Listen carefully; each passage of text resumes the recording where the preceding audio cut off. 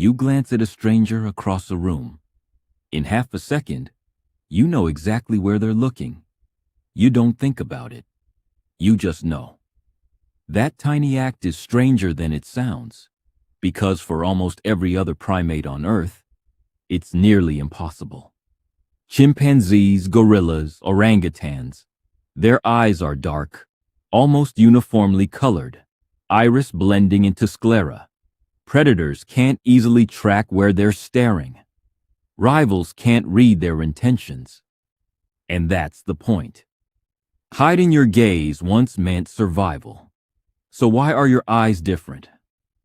In 1997, researchers Hiromi Kobayashi and Shiro Koshima compared eye anatomy across dozens of primate species. They found something only humans had: a wide, bright white sclera surrounding a small, dark iris. It wasn't an accident of pigmentation.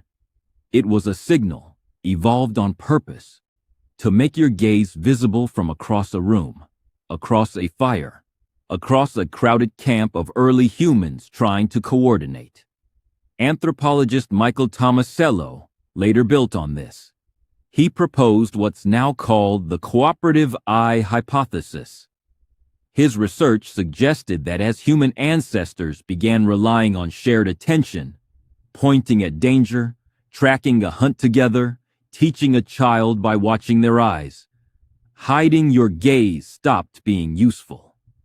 Revealing it became the advantage. Think about what that means. At some point, your ancestors traded a survival tool other animals still rely on for something riskier: transparency. They let their intentions show. They let strangers read their fear, their focus, their trust. In a world full of threats, that should have been a disadvantage. But it wasn't, because cooperation had become more valuable than concealment. A visible gaze let early humans hunt in coordinated groups without speaking. It let a mother direct her child's attention toward a snake in the grass with nothing but a glance. It let strangers form alliances by simply making eye contact and holding it. Your white sclera isn't a leftover detail. It's a fossil of trust, written directly into your face. And you still use it exactly the way they did. When someone won't meet your eyes, something in you tenses. When a stranger looks at you and then flicks their gaze toward the exit, you follow it before you even register why.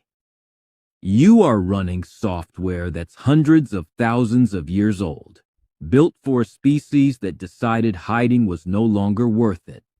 So the next time you catch someone's eye across a room, or a child follows your gaze to see what you're looking at, remember what that moment actually is. It's not a coincidence of biology. It's the same signal your ancestors used to survive together instead of alone. A visible window into your mind, worn on the surface of your face for anyone willing to look. You glanced at a stranger, and in half a second, you both understood each other. That was never really about the eyes at all.